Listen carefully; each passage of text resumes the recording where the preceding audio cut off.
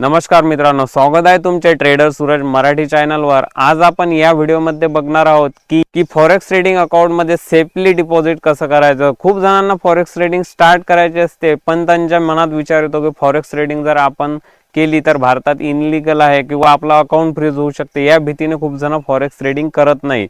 तर मी तुम्हाला safest method सांगणार आहे डिपॉझिटची, जे की राहणार आहे UPI ची आणि क्रिप्टोची सुद्धा। मित्रांनो, फॉरेक्स ट्रेडिंग तुम्ही भारतात राहून सुद्धा करू शकता, पण त्याच्या काही टेक्निक्स आहेत, ज्या टेक्निक्स यूज केल्यावर तुम्ही लीगली पण फॉरेक्स ट्रेडिंग करू शकता आणि टॅक्स पण पे करू शकता। ते पण आपण पुढे या व्हिडिओमध्ये बघणार आहोत। सर्वात आधी आपण बघणार आहोत की फॉरेक्स ट्रेडिंग साठी ब्रोकर कोणता चांगला आहे। तर ब्रोकरची लिंक मी तुम्हाला डिस्क्रिप्शन बॉक्समध्ये दिलेली आहे। त्यामध्ये XMPU प्राइम, EC मार्केट अशा 2-3 प्रकारचे ब्रोकर आहेत जे ट्रस्टेबल आहेत आणि XM ला जर तुम्ही डिपॉझिट केलं तर 100% बोनस सुद्धा तुम्हाला मिळणार आहे।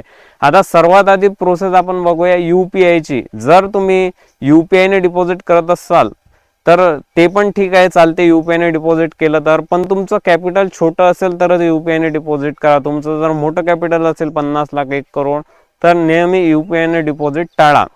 कमी कॅपिटल असेल तुम्ही UPI ने डिपॉझिट करू शकता। एकदम इझी प्रोसेस आहे। पेमेंट केल्यानंतर UTR नंबर टाकल्यानंतर आपल्या अकाउंटला डिपॉझिट येते आणि त्याच्यापेक्षा सेफेस्ट मेथड आहे मित्रांनो क्रिप्टो। आता क्रिप्टोसाठी तुम्ही 2-3 ॲप्लिकेशन यूज करू शकता, जसं की बायबिट झालं, बायनान्स झालं, बिटगेट झालं। बायबिट आणि बायनान्स हे सेंट्रलाइज आहेत, म्हणजे बायबिट आणि बायनान्स मधून जर तुम्ही USDT डिपॉझिट केल्या, विड्रॉल केल्या, सेल केल्या तर तुम्ही टॅक्स पण पे करू शकता आणि ते तुमची फॉरेक्स ट्रेडिंग लीगल पद्धतीने होणार आहे। आणि बिटगेट सारखं डिसेंट्रलाइज यूज केलं तर डिसेंट्रलाइजचे जे ट्रान्झॅक्शन आहेत ते गव्हर्नमेंटला शो होत नाहीत। तर हे बिटगेट पण तुम्ही यूज करू शकता।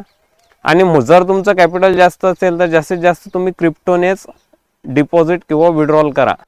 तर मित्रांनो, ह्या सेफेस्ट मेथड आहेत UPI आणि क्रिप्टोने डिपॉझिट करण्याच्या। आणि तुम्हाला एक गोष्ट लक्षात ठेवायची आहे, तुमचं अकाउंट व्हेरीफाय असेल, जर मी माझ्या नावाने अकाउंट काढलेला आहे सूरज गावंडे आणि माझ्या नावाने व्हेरीफाय केलेला आहे, तर डिपॉझिट पण माझ्याच बँक अकाउंट मधून पाहिजे, तरच ते तुम्हाला विड्रॉल प्रॉपर मिळणार आहे।